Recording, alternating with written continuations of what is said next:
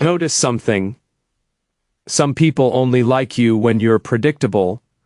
The second you stop performing for them, the second you think for yourself, the mask slips.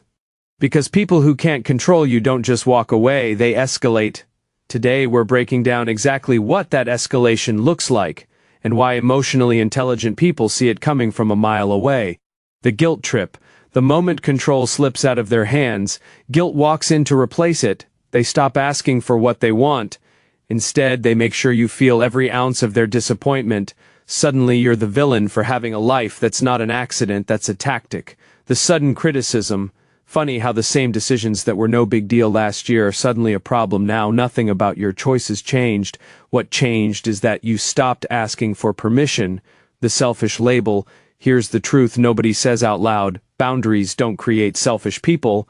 They expose people who are already benefiting from your silence the second you choose yourself. Ones who lived off your self-sacrifice start calling it selfishness.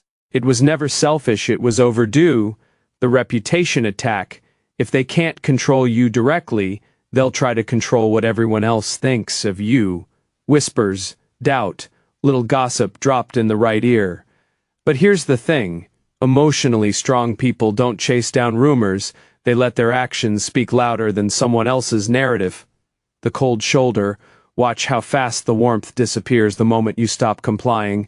That's your proof. If affection only shows up when you obey, it was never affection, it was a leash. The boundary test. They'll push, they'll poke, they'll forget the line you drew, just to see if you'll enforce it. This isn't misunderstanding, it's a test.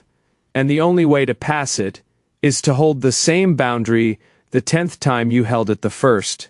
7. The resentment. This one stings the most.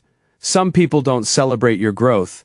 They grieve the version of you they could still control. Watch closely. The stronger you get, the more irritated they become. That irritation isn't about you, it's about what they lost. Here's what all 7 have in common. People show you exactly who they are the second they realize they can't run the show anymore.